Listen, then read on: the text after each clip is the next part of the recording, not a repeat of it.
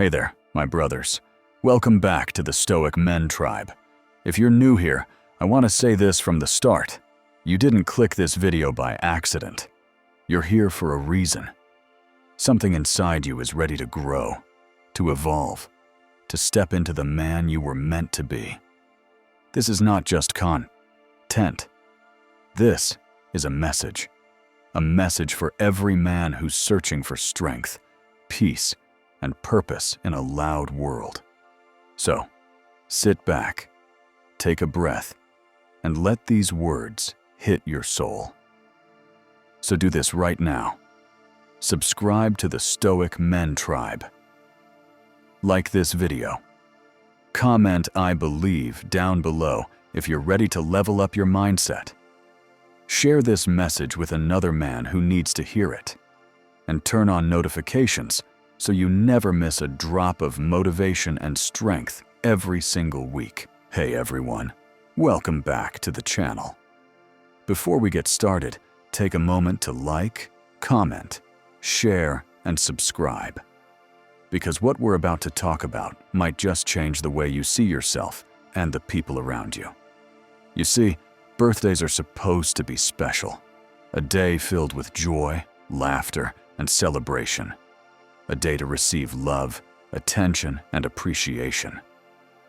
But here's the truth most people don't talk about. Not everyone feels happy on their birthday. Some people wake up excited, grateful, and full of life, counting down the hours until the celebration begins. But others wake up feeling quiet, detached, or even sad.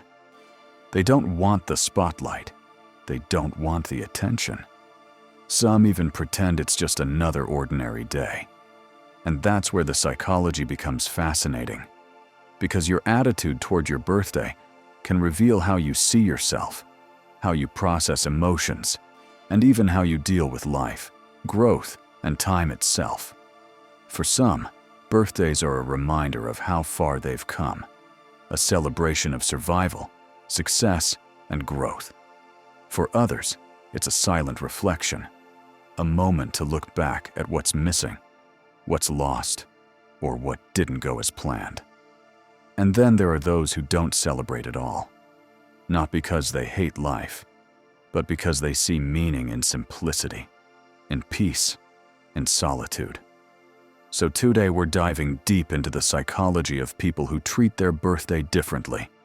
We'll explore the hidden reasons behind celebration and silence, joy and sadness, excitement and withdrawal. Because sometimes the way we treat our birthday says more about our heart, our past, and our mindset than we realize.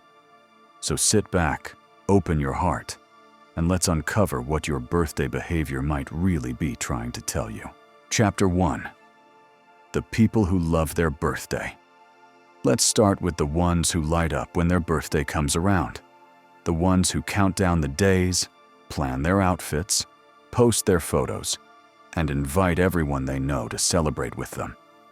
These are the people who see their birthday as a personal holiday, a moment to shine, to feel appreciated, and to celebrate the journey of life.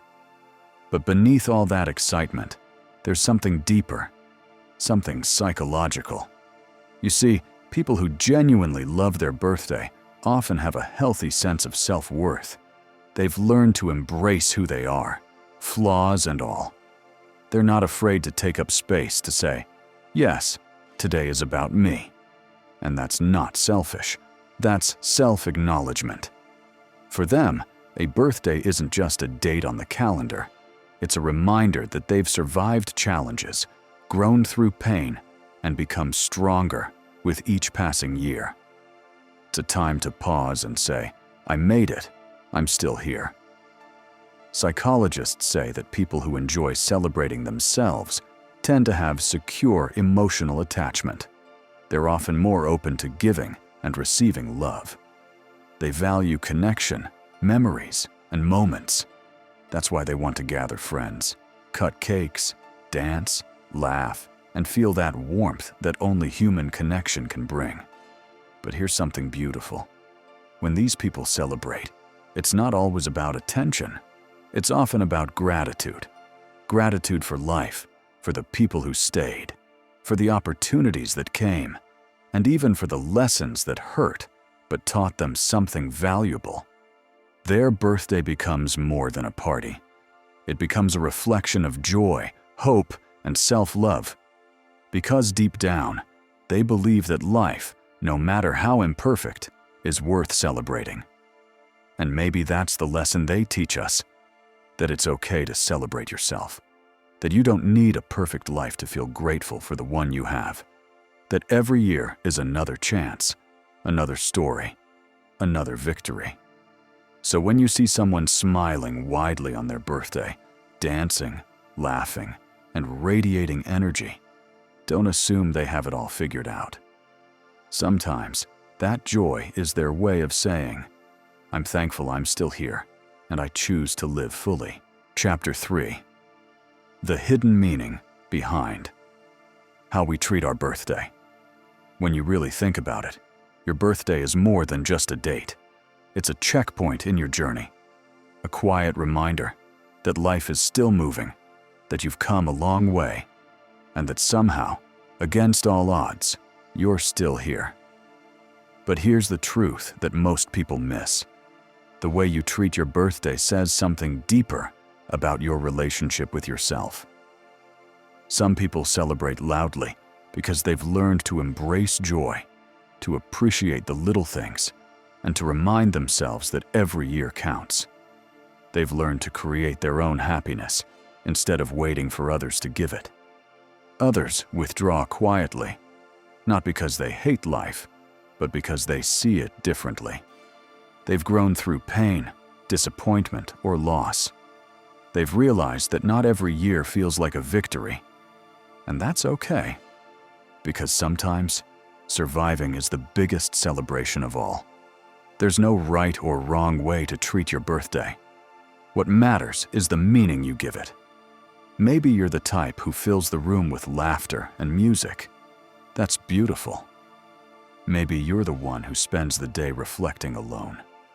That's powerful too, because both come from a place of awareness. One celebrates the moment, the other honors the journey. Psychologically, our birthday triggers deep emotions because it connects us with time, and time brings truth. It reminds us of who we've been, what we've lost, and what we've gained. It forces us to face our growth, our regrets, and our resilience. And maybe that's why birthdays can feel heavy, because they make us feel human. They remind us that life is fragile, yet beautiful, that even when things don't go our way, we're still given another chance, another year to do better, love deeper, and live fuller.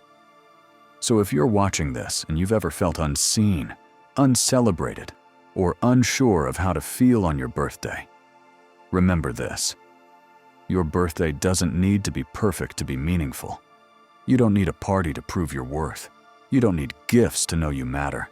You don't need crowds to validate your existence, because the real celebration is in the fact that you made it through everything life threw your way. And you're still standing. You're still growing. You're still becoming. Every scar, every laugh, every tear, every mistake, they all belong to your story. And that story deserves acknowledgement. So whether you light a candle or sit in silence, whether you dance with friends or whisper a prayer in the dark, it's all okay. Because your birthday is not about how loud the world celebrates you. It's about how deeply you recognize yourself. You've come far. You've changed in ways you may not even see yet. And as another year unfolds, don't focus on what you don't have. Focus on what you've become. Because every birthday is a symbol, not just of age, but of evolution. It's the universe saying, you have another chance. Keep going. So whether you love your birthday or you avoid it, let this be your reminder. Life is not measured by how many people celebrate you, but by how much you've grown through every season. Celebrate in your own way. Reflect in your own space. And never forget, your existence is worth honoring, even in silence. Chapter 4. The Strength of Silence. Silence is not weakness. It's wisdom in motion. It's the pause between reaction and response, the space where clarity lives. The world tells you to speak up, to prove your point, to defend your worth. But true strength doesn't need to explain itself. The strongest voices are often the ones that know when not to speak. Silence is control. It's knowing that not every battle needs your energy. It's understanding that sometimes the best answer is no answer at all. When you're silent, you can see what others miss. You can hear what's not being said. You can read people, not by their words, but by their patterns. In silence, you learn patience. You learn to observe before acting. You learn that wisdom comes not from talking, but from listening. The man who can sit in silence without discomfort has already mastered himself. He doesn't rush to fill space with noise, because he knows that his peace is more powerful than any argument. Silence is where self-control is born. It's where emotions are tamed and thoughts are refined. It's the space where you stop reacting and start understanding. And that is where attraction grows, not in chaos, but in calm. People are drawn to peace. They seek those who bring stillness, not storms. Your silence, when grounded in confidence, speaks louder than your words ever could. So use silence as your strength. Let it sharpen your focus, deepen your presence, and guard your peace. Because when you master silence, you master yourself. This is not content. This is a message, a reminder that silence isn't the absence of power. It is power, contained and controlled. Speak when it matters. Be silent when it doesn't. And let your calm speak for you. Chapter 5. The art of self-control. Control is not about domination. It's about direction. It's the ability to stay calm when everything around you is trying to pull you apart. It's power without chaos, discipline without noise, and strength without aggression. Self-control is the foundation of mastery, because if you cannot control your emotions will control you. And when they do, you lose power, not over others, but over yourself. There will be moments when anger tempts you, when pride calls you, when impulse screams for action. But the one who pauses, who breathes, who chooses rather than reacts, that person wins every unseen battle. Self-control is not about suppressing feelings. It's about managing them. It's standing in the fire without letting the flames define you. It's being hurt and still responding with peace. It's being disrespected and still choosing dignity. People think control means restraint, but it's actually freedom. Freedom from being led by temporary emotions. Freedom from the need to prove anything. Freedom from being predictable in a world ruled by reaction. The world respects the person who remains composed, because composure is rare. Anyone can explode. Few can endure. Anyone can react. Few can respond with wisdom. When you master self-control, you stop chasing validation. You stop needing to win arguments. You stop letting others dictate your mood. You become unshakable. And that, right there, is true attraction. Control your thoughts. Control your tone. Control your timing. Because the one who controls himself cannot be controlled by anyone else. This is not content.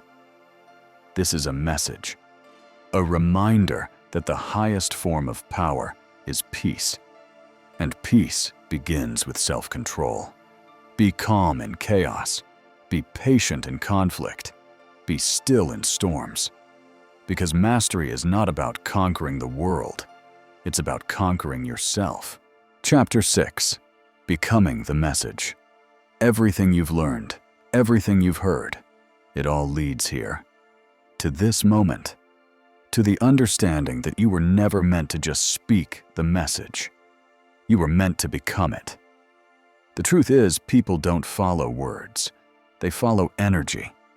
They don't believe speeches. They believe actions. They don't remember what you said. They remember how you made them feel. And that is where your real power lives. Not in the things you tell the world, but in the things the world can feel when you walk into it. Becoming the message means you don't just talk about peace, you embody it. You don't preach confidence, you radiate it. You don't say, "I believe in who you are." You live it with every breath, every word, every step. Because the truth is, belief without embodiment is empty. Presence without purpose is noise, and power without peace is destruction. You've learned the 6 words. I believe in who you are. You've understood presence, silence, and self-control. Now comes the final step, to live it until it becomes part of your identity. When you become the message, you don't chase validation. People feel your authenticity. You don't demand respect. Your actions command it naturally. You don't beg for attention. Your peace draws it. That's the difference between speaking motivation and being motivation. The world is full of voices shouting for attention, but only a few move quietly, confidently, and leave an impact that never fades. Becoming the message means walking your talk when no one is watching. It's choosing discipline over distraction. It's doing what's right, not what's easy.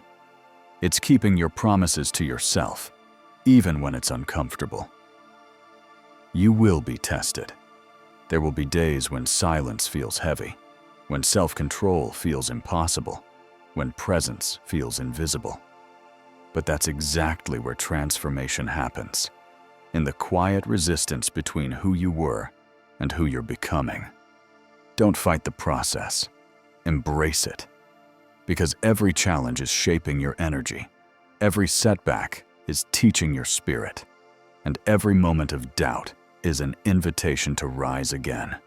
Stronger, calmer, clearer.